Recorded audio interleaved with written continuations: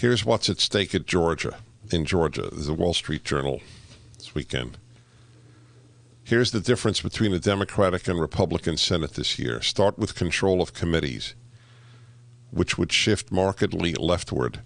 Republicans would lose their ability to investigate issues like FBI abuse and Hunter Biden's China dealings.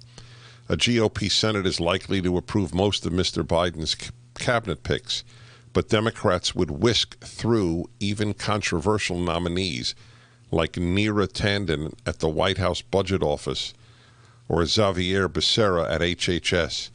There would be no check on judicial nominees. Democratic chairman would include Bernie Sanders, who would try to gut the Pentagon at the Budget Committee, Sherrod Brown at Banking, and Elizabeth Warren on the Financial Institutions Subcommittee would try to change rules to steer lending and capital to their priorities and punish lending to fossil fuel companies. Ron Wyden, who would run the Tax Writing Finance Committee, wants to tax gains in capital assets each year, even if they aren't sold.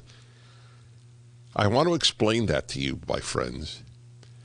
This is not only unprecedented, probably in history. It would actually be hilarious if it weren't so serious. So let's say you buy a stock at $100 and it goes to $120. So you've made $20 per share, correct? But you didn't sell it.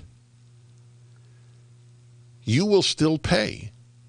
In other words, you have not gotten a penny. You will pay on something you don't have.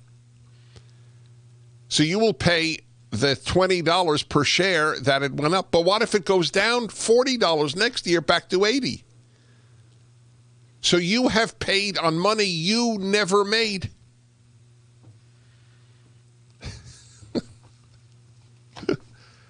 I don't know why people would buy stocks in that case. Wouldn't that cause a financial upheaval?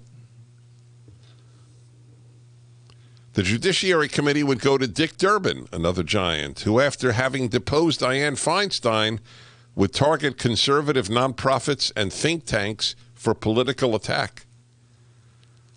If the filibuster stays, Mr. Biden will need to compromise to get GOP votes for an infrastructure bill, new Obamacare subsidies, or repealing Section 230 on tech liability. A public option on health care is probably out of reach, as would be much of his climate agenda. But if the filibuster goes, which is what they would do, they get rid of the filibuster, so do bipartisan restraints.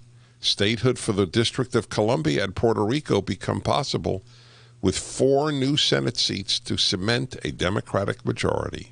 That's all it's about, obviously. And then it may be the end of America as we have known it anyway. People whisper to me at airports. Do you know that? This is really something. People whisper to me. This was prior to lockdown time. I fly, but a few others do, and people aren't whispering to me. They keep to themselves at airports. That's what masks do. People whisper to me, hey, I want you to know I'm a conservative. They look around. The last time people looked around and whispered to me was when I visited the Soviet Union. This is what the left has done to the happy-go-lucky American who never had to whisper, never, I'm a Republican or I'm a Democrat. It's a very different country. I feel for me, I feel for my children, I feel for my grandchildren. You know who I particularly feel for? People who came here from communist countries. Sweet land of liberty, of thee I sing. I have a lot of friends who came here from the former Soviet Union. They can't believe they are seeing a replay in America.